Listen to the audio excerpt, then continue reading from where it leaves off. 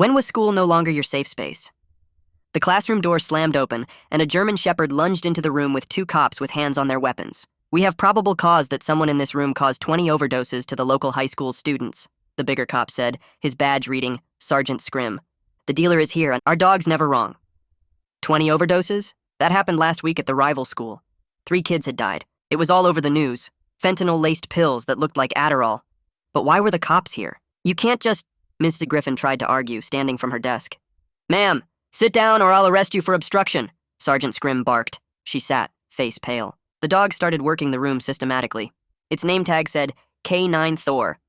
Every step deliberate, nose hovering inches from backpacks. Kids pressed back in their chairs as it passed, some lifting their feet like the floor was lava. Amy Johnson started crying silently. Darren Whitmore, who everyone knew sold grass behind the gym, was literally shaking, sweat dripping onto his test paper. The dog paused at his desk, sniffed twice, then moved on. Thor worked his way down my row. Judy, nothing. Harland, nothing. Then me.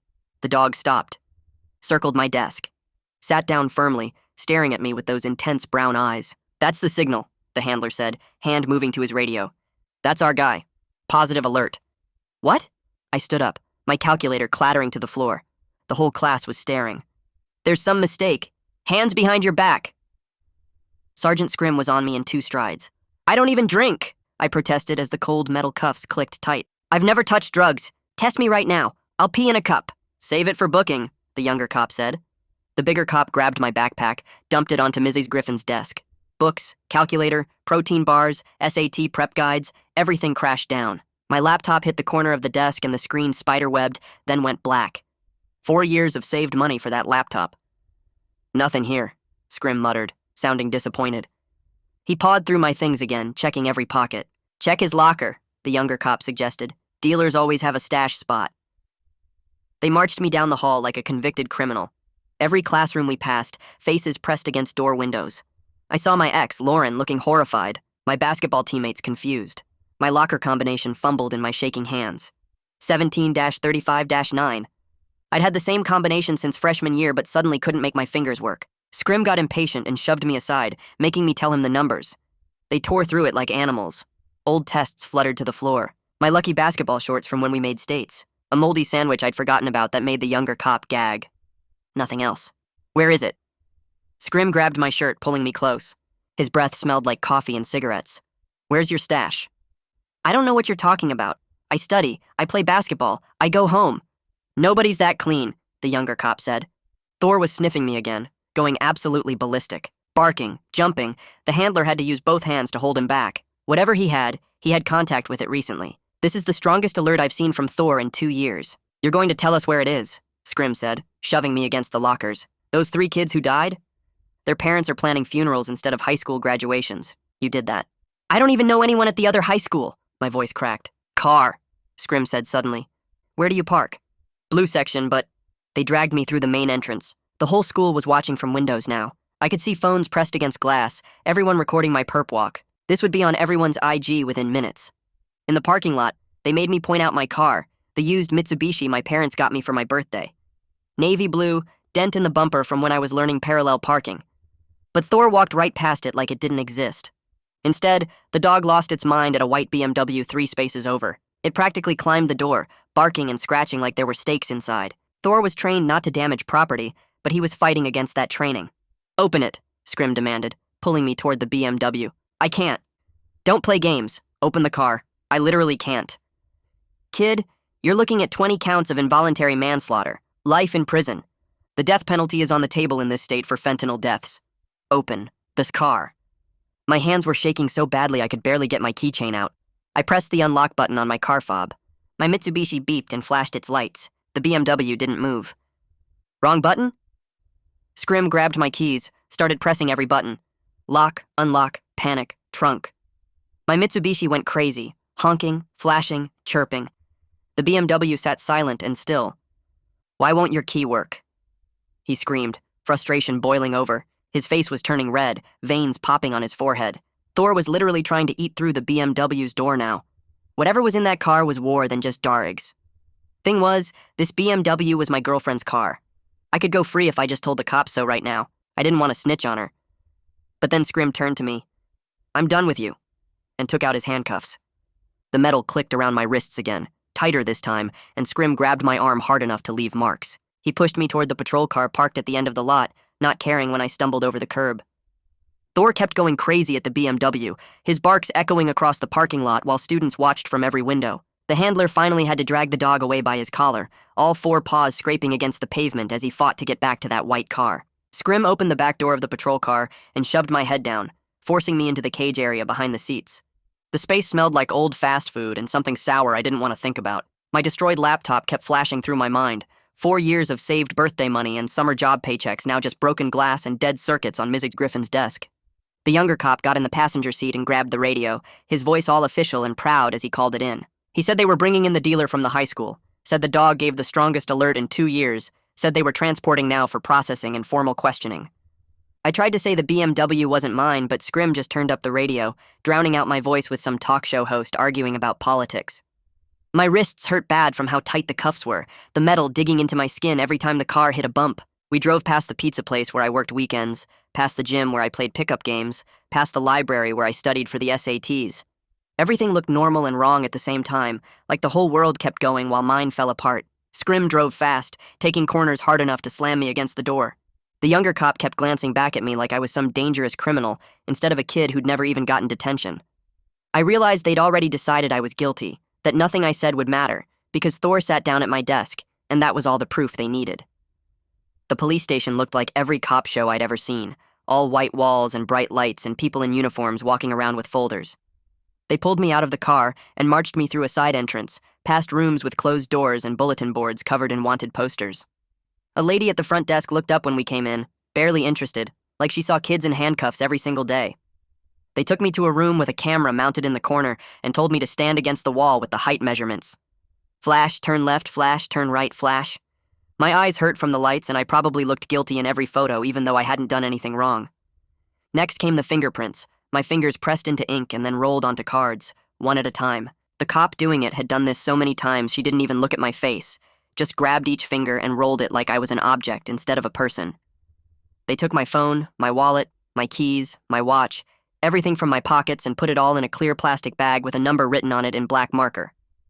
The bag sat on the counter and I stared at it, thinking about how 2 hours ago I was taking a math test and now I was processed like an actual criminal.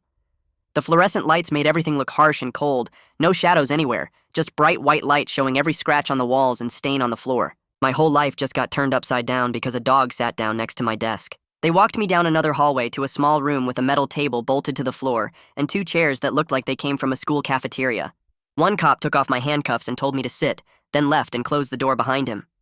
I heard it lock with a click that made my stomach drop. The table had scratches all over it, probably from other people who sat here before me, and I wondered if any of them were innocent too. A clock on the wall ticked loud enough to hear, each second feeling like forever. I tried to figure out what to say about the BMW, how to explain it wasn't mine without throwing Viviana under the bus. If I told them it was her car, they'd go after her instead, and even though I was scared, I didn't want to be the kind of person who sold out his girlfriend to save himself. But if I didn't say anything, they'd think I was hiding something, which I guess I was. The chair was uncomfortable, metal and hard, and I couldn't find a position that didn't make my back hurt. I watched the clock tick from 2:47 to 3:15, then 3:30, then 4 o'clock. My mom would be getting off work soon, and she'd probably try to call me, and when I didn't answer, she'd start to worry. The room was cold enough that I could see my breath, or maybe I was just shaking from nerves. The door opened, and a different cop came in, older than Scrim, wearing a suit instead of a uniform. His badge said Detective Malone, and he carried a thick folder that he set on the table between us. He sat down across from me and opened the folder, taking his time, making me wait and watch. Then he started reading me my rights from a card he pulled out of his pocket, each word slow and clear like he was talking to a little kid. He asked if I understood I had the right to remain silent, and I nodded. He asked if I understood anything I said could be used against me in court, and I nodded again. He asked if I understood I had the right to a lawyer, and I nodded a third time, even though my brain was going too fast to really process what any of it meant. The words felt important but also distant, like they were happening to someone else and I was just watching.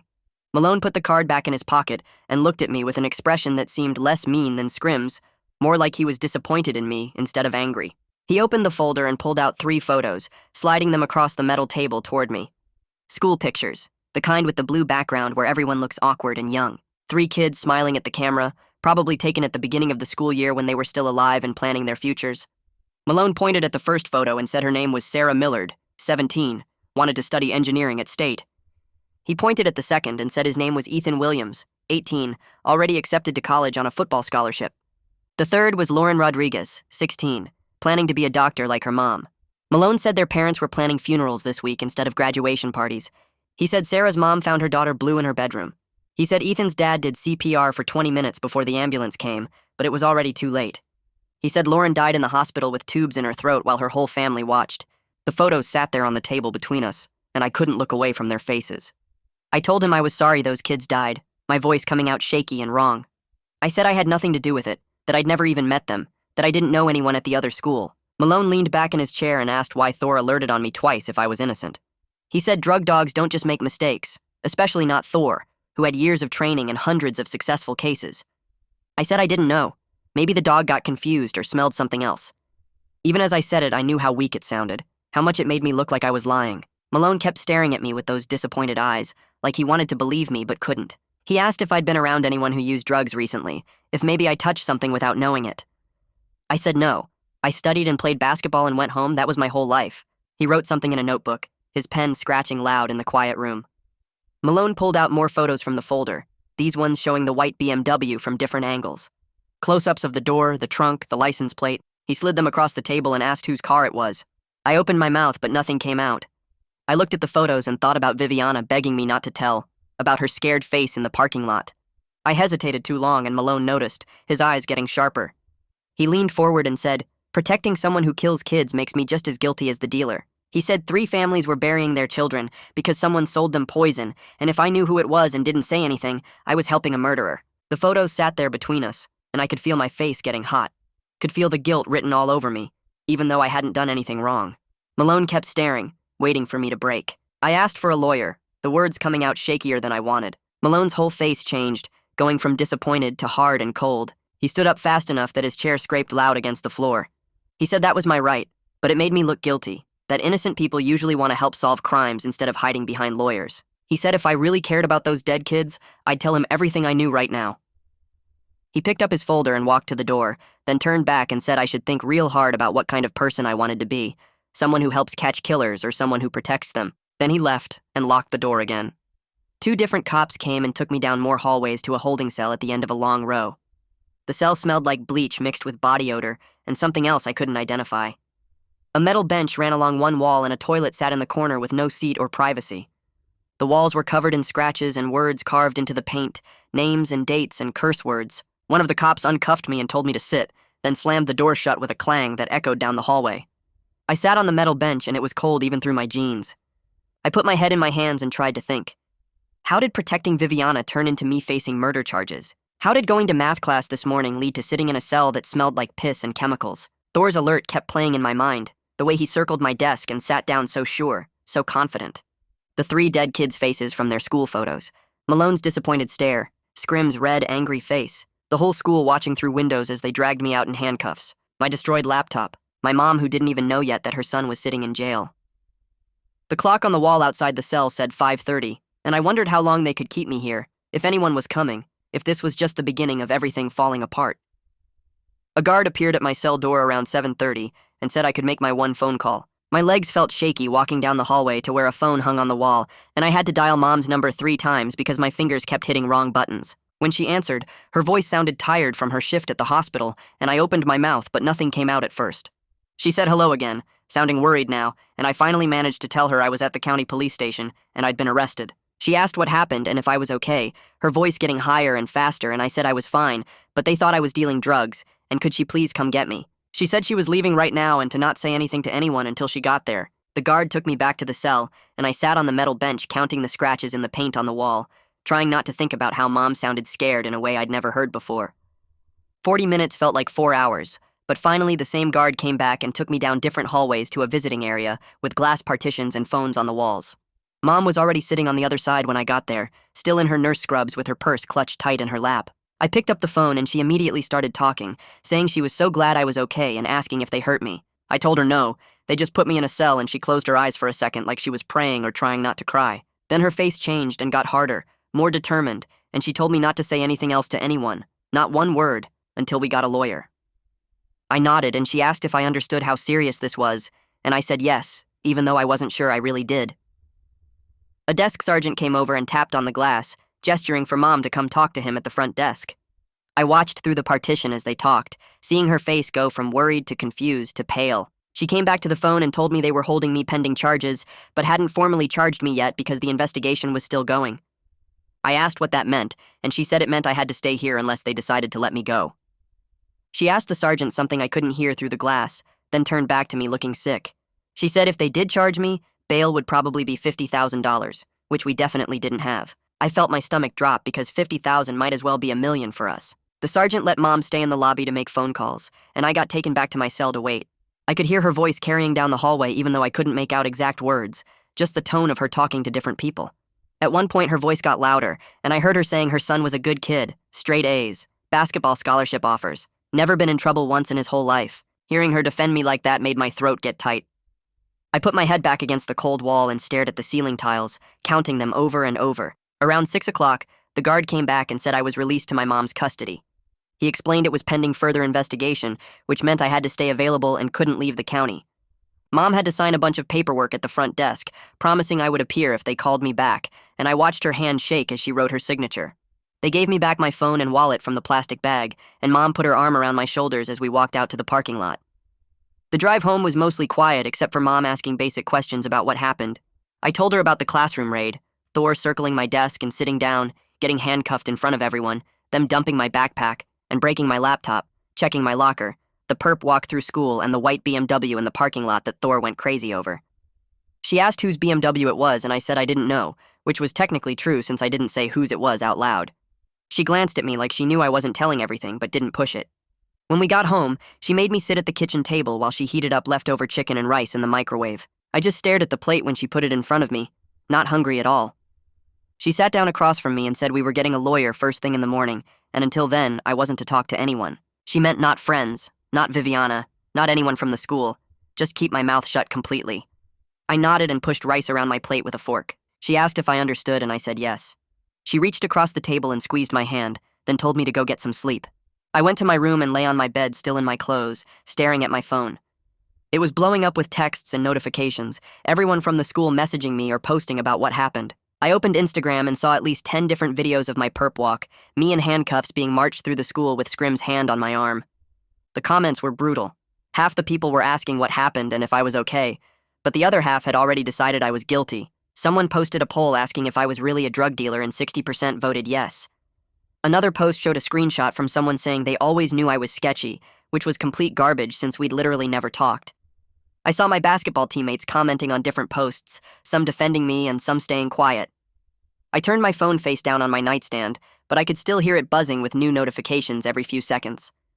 I couldn't sleep, just lay there replaying everything from the moment Thor sat down at my desk, to Scrim's red, angry face, to the sound of my laptop screen cracking.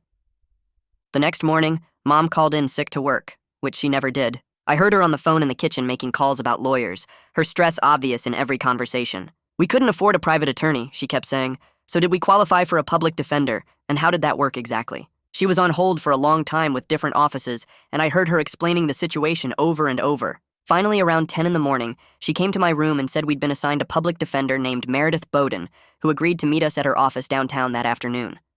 We drove there in silence, Mom gripping the steering wheel tight.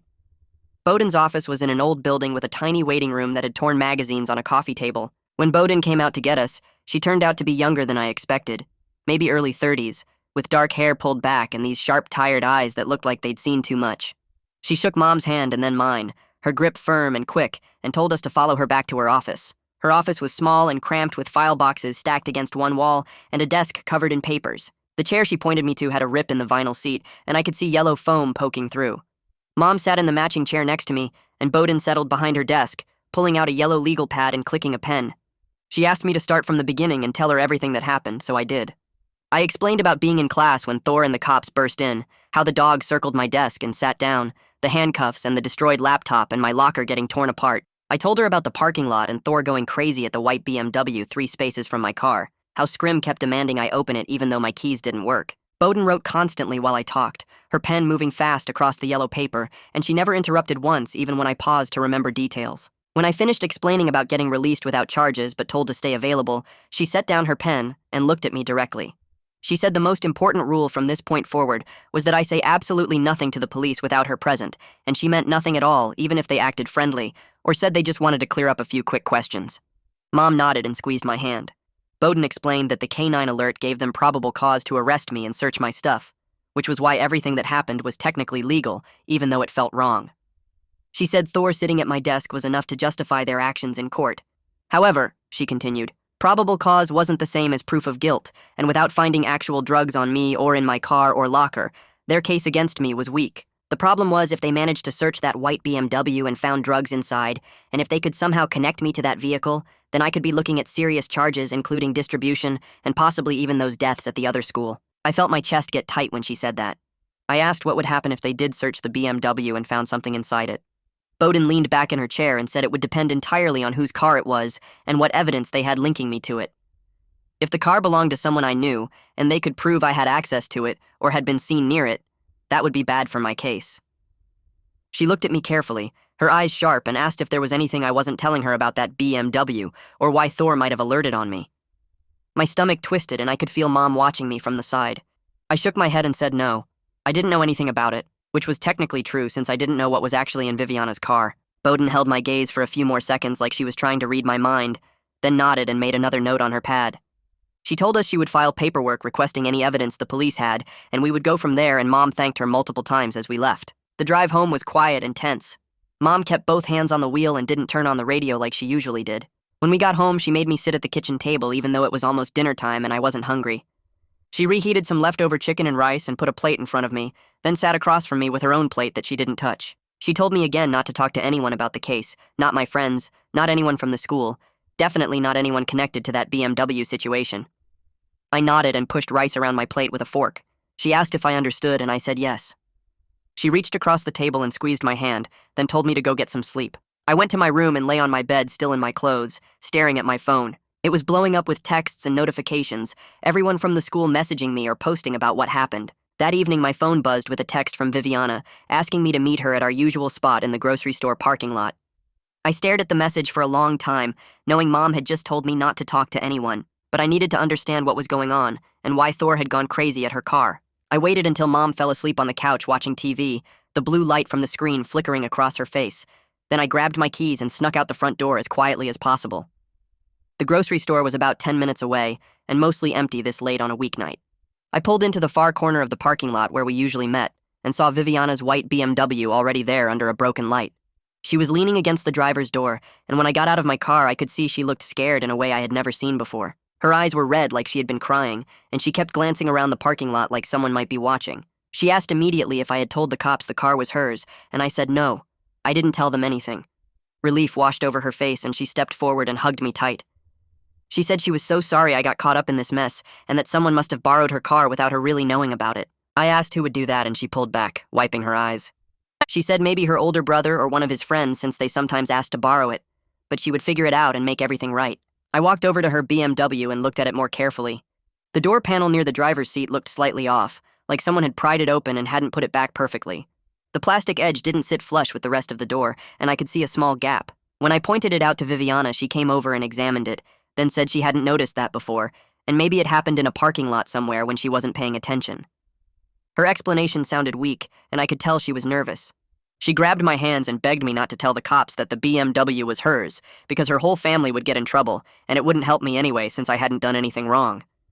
I wanted to believe her story about someone borrowing the car, but something felt incomplete, like she was leaving out important details. We stood there in the dark parking lot for a few more minutes, while she kept asking me to promise I wouldn't say anything, and finally I said I needed to go home. I drove back feeling more confused than before I came, my mind racing with questions about what was really in that door panel and why Viviana seemed so scared. The next morning, I got up early and drove to the school trying to act like everything was normal. I made it to the main entrance and was walking toward my first period class when the office secretary intercepted me in the hallway. She said Principal Butler needed to see me immediately and walked me to the administrative office. Butler was waiting in her office with the door already open, and she gestured for me to sit down in the chair across from her desk. She told me that due to the ongoing police investigation and the serious nature of the allegations against me, the school was placing me on emergency suspension until the matter was resolved. I sat forward in my chair and argued that I hadn't been charged with anything, and I was completely innocent. Butler folded her hands on her desk and said she understood my position, but the school had to prioritize student safety above everything else. She pulled out a letter that was already typed and printed, sliding it across the desk to me. The letter outlined the suspension terms and said I could appeal to the school board once the police investigation concluded, and charges were either filed or definitively dropped.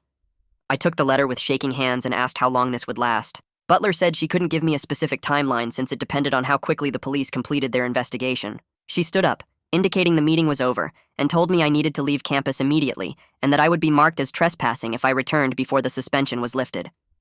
I grabbed the letter and walked out of Butler's office without saying anything else. The hallway felt like it stretched for miles as I headed toward the main entrance, my footsteps echoing off the lockers. Through classroom door windows, I could see students turning to stare, some pointing, others pulling out their phones. A group of sophomores I didn't even know pressed their faces against the glass in room 204, and one of them definitely took a picture. By the time I reached the main doors, my face was burning and my hands were shaking so badly the suspension letter crinkled in my grip. The morning sun hit me as I pushed outside, and I realized everyone would know by lunch that I'd been kicked out. My phone was already buzzing in my pocket with notifications, probably screenshots of me walking through the halls being shared on every social media platform. I made it to my car and sat in the driver's seat for a solid 10 minutes before I could even put the key in the ignition. When I finally drove out of the parking lot, I saw more phones pointed at me from the senior courtyard. This would be all over Instagram within an hour, everyone posting about the drug dealer getting what he deserved. I drove home and sat on the couch staring at nothing until my phone rang around 2 p.m. Coach Beck's name showed on the screen and my stomach dropped before I even answered. She asked how I was doing and I said fine, even though we both knew that was a lie. Then she got quiet for a few seconds before telling me she had to take me off the basketball team while the investigation was ongoing. Her voice sounded genuinely sad, but she explained that the school couldn't have someone under investigation for drug dealing representing them in games. We had our playoff game next week, the one scouts were supposed to attend, and I'd been counting on that game to show what I could do. I asked if this was permanent or just temporary, and she said it depended on how things turned out with the police. The silence stretched between us until I finally asked about my scholarship opportunities, the question I'd been too scared to voice. Coach Beck went completely quiet, and I could hear her breathing on the other end of the line. She finally said the college scouts probably wouldn't look favorably on my situation right now, her words careful like she was trying not to destroy me completely. She suggested I focus on clearing my name first and worry about basketball later, but I could hear what she wasn't saying. My senior season was done. The scholarship offers I'd been working toward since freshman year were probably gone. 4 years of early morning practices, of choosing gym time over parties, of studying plays until midnight, all of it wiped out in one morning because a dog sat down next to my desk. I thanked her for calling and hung up before she could hear my voice crack. Mom came home early from work around 4 p.m. and found me sitting in the living room with all the lights off. She didn't ask why I was in the dark, just sat down next to me on the couch and put her hand on my shoulder. She told me Bowden had called with an update, and my whole body tensed up waiting for more bad news. The police were preparing to search the white BMW, and they wanted to question me again about my connection to it. Mom said Bowden advised that I continue saying absolutely nothing to the police without her present, and she'd filed some kind of paperwork requesting any evidence they had linking me to the vehicle. Then Mom turned to look at me directly and asked if I knew whose BMW it was. I opened my mouth to answer, but nothing came out at first. The hesitation was too long, way too long, and I could see Mom notice it. I finally said I wasn't sure, which was technically true since I didn't want to admit I knew it was Viviana's car. Mom studied my face for another few seconds before nodding slowly, but I could tell she didn't believe me. She stood up and said we'd talk more after she made dinner, then walked to the kitchen, leaving me alone with my thoughts. That night I couldn't sleep. Every time I closed my eyes, I saw Viviana's scared face in the parking lot, begging me not to tell the cops about her car. Around midnight, I grabbed my phone and started searching for information about K9 alerts. I found article after article about drug dogs being wrong, about cases getting overturned because the dogs alerted on innocent people. One study said the dogs were only accurate like 50% of the time in some situations. Another article talked about handlers unconsciously cueing their dogs to alert on people they suspected, even when no drugs were present. I read about a case in Illinois where a dog alerted on a guy's car, and they tore it apart looking for drugs but found nothing. The guy sued and won because it turned out the handler had trained the dog to alert on command. I stayed up until 3 a.m. reading everything I could find, taking screenshots of the most important articles. Maybe this was the answer. Maybe Thor had been wrong about me, or maybe his handler had somehow made him alert because they were so sure someone in that classroom was guilty. The next morning, I drove to the library as soon as it opened at 9 a.m. I used one of their computers to print out the articles I'd found about K9 reliability issues, the pages coming out of the printer in a thick stack. The librarian gave me a weird look when I paid for 47 pages of printouts, but didn't say anything.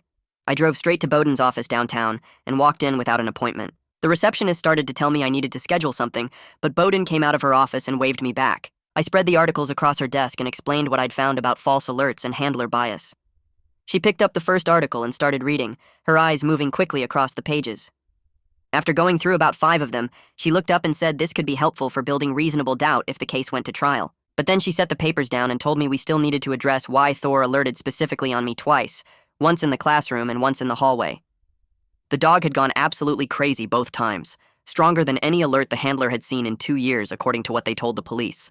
I didn't have an answer for that, and neither did Bowden. 2 days later, I decided to try going back to the school to get my assignments from teachers. I knew I was suspended, but I figured if I went during lunch when most people were in the cafeteria, I could slip in and talk to Ms. Griffin quickly. I parked in the visitor lot and walked toward the main entrance, trying to look casual. The security guard saw me coming and stepped directly into my path before I even reached the door. He told me suspended students weren't allowed on campus, and I needed to leave immediately. I tried to explain I just wanted to get my homework, but he cut me off and said if I didn't leave right now, he'd call the police. The way he said it made it clear he wasn't bluffing. I turned around and walked back to my car, my face burning with embarrassment again. From the parking lot, I could see students in the windows watching the whole thing, probably taking more pictures to post online. I sat in my car for a few minutes, trying to decide what to do when I saw Miss Griffin walking across the parking lot toward me. She was carrying my textbooks in a thick folder, and when she reached my window, she handed them through. She told me she'd put together all my assignments for the next 2 weeks and included study guides for the upcoming tests. Her voice was sympathetic, but she kept glancing back at the school building like she was worried someone would see her helping me.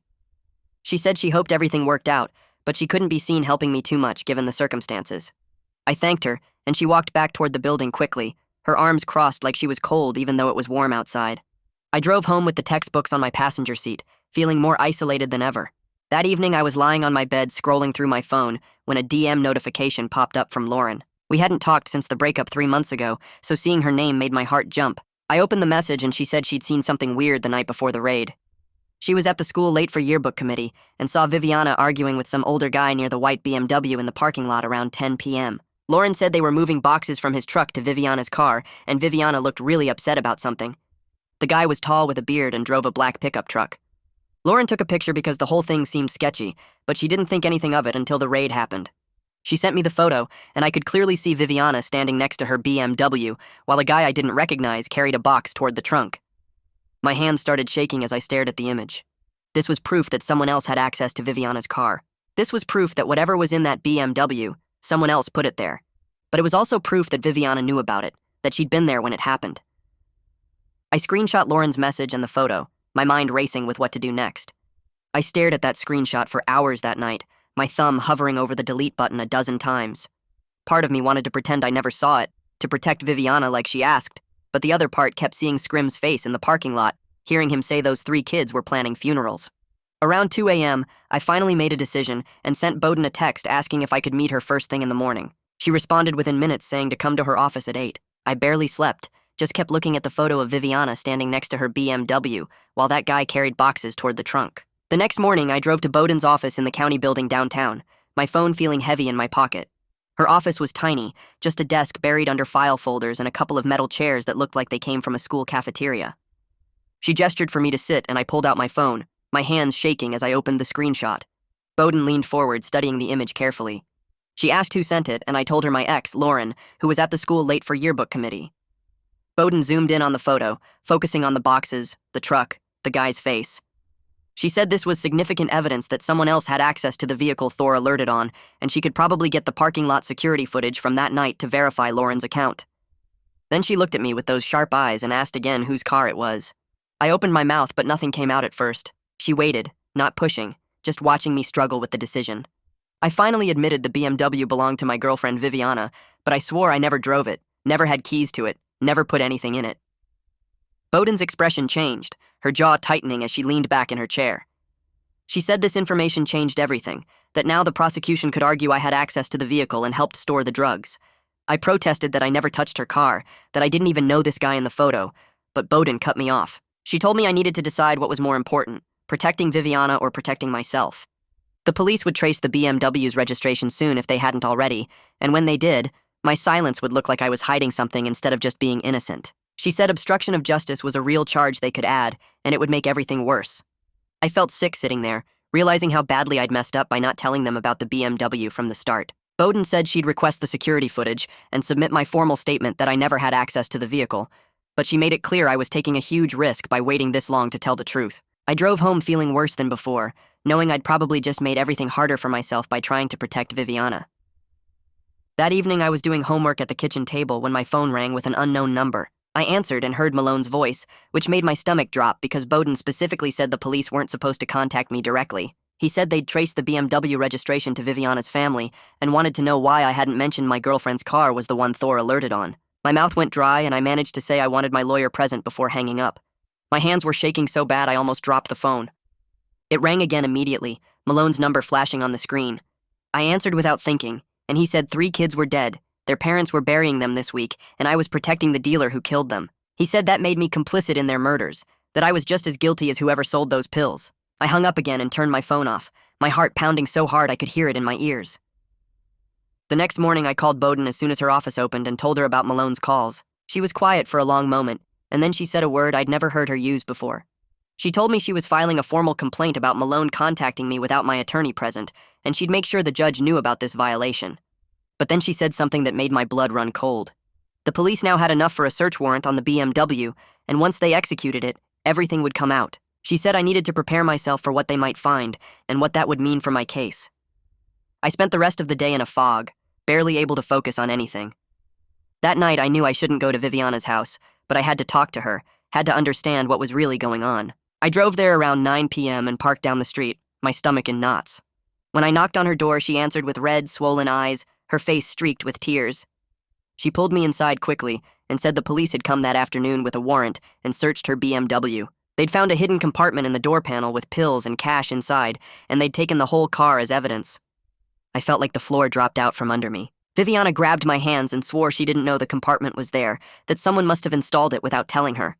She said her older brother's friend Ethan had borrowed the car a few times over the past month, and he must have been using it to store drugs. I asked if she could prove Ethan installed it, and she shook her head, crying harder. She said Ethan was already known to the police for dealing, and he'd probably deny everything. I asked her the question that had been burning in my mind since the parking lot. Why didn't she tell me any of this before?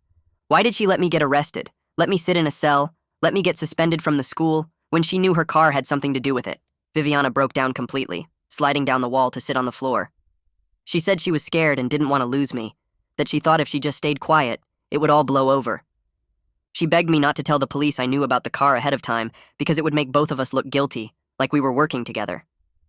I stood there looking at her crying on the floor and realized she was more worried about herself than about what happened to me, about my destroyed laptop and my lost scholarship chances and my basketball season. She kept saying she loved me and asking me to trust her, but all I could think about was Malone's voice saying those 3 kids were dead and I was protecting the person responsible. I left without saying anything else, just walked out her front door and got in my car. My hands shook on the steering wheel the whole drive home. When I got back, Mom was asleep on the couch with the TV still on, and I went straight to my room and pulled out my phone. I texted Viviana that I couldn't lie for her anymore, that I could go to prison for something I didn't do. She called me immediately, but I let it go to voicemail. Then she texted back saying if I really loved her, I would trust her and stand by her. I stared at that message for a long time. She wasn't asking if I was okay or worried about what would happen to me. She was worried about herself, about what I might tell the cops.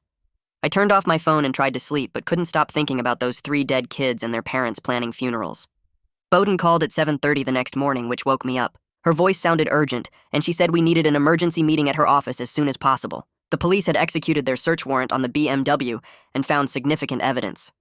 I got dressed fast and Mom drove me downtown, both of us silent in the car. Bowden's office was small and cluttered with case files stacked everywhere. She sat us down and opened a folder with police photos of the BMW's interior. They'd found a hidden compartment built into the driver's side door panel, professionally installed with a release mechanism.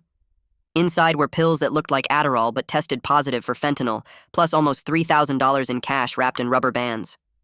She asked me to tell her everything about my relationship with Viviana and that car, no more holding back. I finally explained the whole situation, how the BMW was Viviana's, how I'd noticed the door panel looking weird, how Lauren had witnessed someone loading boxes into it. Bowden listened without interrupting, taking notes on her yellow legal pad. She said we needed to be proactive instead of reactive. We had to provide a formal statement establishing that I never drove the BMW, never had keys to it, didn't know about any hidden compartments. This wouldn't guarantee they wouldn't charge me, but staying silent while they built a case connecting me to that vehicle would be worse. She pulled out a recording device and said we were going to document everything right now, create a timeline of my relationship with Viviana and every interaction I'd had with her car. I asked if this meant I was throwing Viviana under the bus, and Bowden looked at me seriously. She said I was telling the truth, and if Viviana was innocent, she had nothing to worry about. But protecting someone who might be involved in drug dealing that killed 3 kids wasn't loyalty. It was stupidity. We spent the next 2 hours drafting a detailed statement. Bowden asked me questions and recorded my answers, stopping frequently to make me clarify details or add information. When did I start dating Viviana? October, about 5 months ago. Had I ever driven her BMW? No, never. Did she ever let me borrow it? No, she drove it herself when we went places together. Did I have keys to it? No, just my own car keys. When did I first notice the door panel? The night I went to her house after getting released. Did I ask her about it? Yes, and she said she hadn't noticed it before. Had I ever seen anyone else with the car? Just that one time Lauren mentioned, but I hadn't witnessed it myself. Bowden recorded everything, including the parking lot security footage request she'd submitted and the K9 reliability research we'd gathered. She said she'd submit all of it to the DA's office today, along with a formal request for them to investigate other suspects connected to the BMW. That afternoon, Bowden called and said the school parking lot security footage had come through. She sent me screenshots on my phone and I opened them with my heart racing. The footage from the day of the raid showed my navy Mitsubishi parked in its usual spot in the blue section. 3 spaces away was Viviana's white BMW. The timestamp showed I'd arrived at 7:42 a.m. and parked, then walked straight into the school building. The BMW was already there when I arrived. More footage showed me leaving my car at 3:15 p.m. after basketball practice and driving away. I never went near the BMW, never even walked past it. Bowden said this was good because it established clear separation between my vehicle and the one Thor alerted on. The more important footage came from 2 weeks earlier, the night Lauren had mentioned seeing something weird. The timestamp read 10:17 p.m. and showed an older guy, maybe late 20s, backing a pickup truck next to the BMW. He opened the truck bed and started moving cardboard boxes to the BMW's trunk. Viviana stood nearby looking uncomfortable, her arms crossed, shifting her weight from foot to foot. She wasn't helping move the boxes, but she was definitely there watching it happen. The guy made 4 trips back and forth, loading boxes, then drove away in the pickup. Viviana got in the BMW and left 2 minutes later. Bowden said this supported the theory that someone else was using her car for drug storage, and Viviana might have known about it but wasn't the actual dealer. The question was who the guy was, and whether Viviana would identify him. The police brought Viviana in for questioning the next day. Bowden had sources at the department who kept her updated, and she called me that evening with details. Viviana had admitted the BMW was hers, but claimed her older brother's friend borrowed it a lot over the past 2 months. She'd given them his name without much hesitation, some guy named Ethan who was already known to police for prior drug offenses, mostly possession and small-time dealing. Viviana told them Ethan said he needed to borrow her car because his truck was in the shop, and she'd let him because her brother vouched for him. She claimed she didn't know Ethan was using it to transport drugs and had no idea about the hidden compartment. The police were skeptical, but they couldn't prove she was lying. They'd released her but told her not to leave town while they investigated further. 2 days later, Malone called Bowden's office and asked me to come in for another interview. This time his tone was completely different over the phone, less accusatory and more investigative. Bowden and I met him at the station in a different interview room than before, one with windows instead of the windowless box they'd put me in originally. Malone had photos spread across the table and a laptop open with what looked like surveillance footage. He asked me detailed questions about my interactions with Viviana's car. Had I ever been inside it as a passenger? Yes, probably a dozen times when we went to movies or restaurants. Had I ever touched the door panels or noticed anything unusual? Not until that night after I got released. Had I ever met anyone named Ethan? No, I'd never heard that name before. Malone showed me a photo from someone's social media, a guy with a shaved head and tattoos on his neck. I recognized him immediately as someone I'd seen Viviana talking to once in a parking lot outside a convenience store, but I'd never spoken to him directly or been introduced. Bowden presented all our evidence in a folder she'd prepared. The parking lot footage showing clear separation between my Mitsubishi and the BMW on the day of the raid. The security video of Ethan loading boxes while Viviana watched. The K9 reliability research showing Thor's alert history and false positive rates. My consistent statements of innocence from the beginning. She argued there was no actual evidence connecting me to the drugs beyond Thor's alert, which could have been a false positive or cross-contamination from being near Viviana, who'd been near Ethan, who'd been handling drugs. Malone listened and took notes, his expression neutral. He said they were investigating Ethan now and had surveillance on him. If Ethan was the dealer, they'd know soon enough. He told me I was still a person of interest, but they were exploring other leads. Bowden asked if that meant they weren't planning to charge me, and Malone said he couldn't make promises, but the evidence was pointing away from me and toward Ethan. We left the station, and I felt like I could breathe a little easier for the first time since Thor had sat down at my desk, but Bowden warned me not to relax yet because investigations could change direction fast. 2 days later, my phone rang while I was sitting in my room trying to catch up on homework I'd missed during the suspension. Bowden's number showed on the screen and my stomach dropped. She told me Malone wanted to talk and asked if I could come to her office in an hour. I drove there with Mom, both of us quiet, and when we arrived, Bowden had her laptop open with notes spread across her desk. She explained that Malone had called with major news about the investigation. The police had arrested Ethan after following him for 3 days and catching him making a deal in a parking lot downtown. During questioning, Ethan admitted to using Viviana's BMW to the store and moved drugs without her knowing the full details. He claimed Viviana knew he was dealing, but didn't know about the hidden compartment he'd installed in her door panel. This meant Viviana might face charges for letting her car get used, but they were lesser charges than actual dealing. Bowden said this was good for my case because it proved someone else had access to the BMW and was actively using it for drug storage. I felt relief wash through me, but tried not to show it too much because Viviana was still in trouble. Mom squeezed my hand under the table. The next morning, Bowden called again, and this time her voice sounded different, lighter. She said the DA's office had reviewed all the evidence and decided not to file charges against me. They didn't have enough proof connecting me to Ethan or the drug operation, and the parking lot footage plus Ethan's confession made it clear I wasn't involved. I could breathe for the first time in 3 weeks. Actually breathe without feeling like my chest was crushed. Mom started crying happy tears and hugged me so tight I thought my ribs might crack.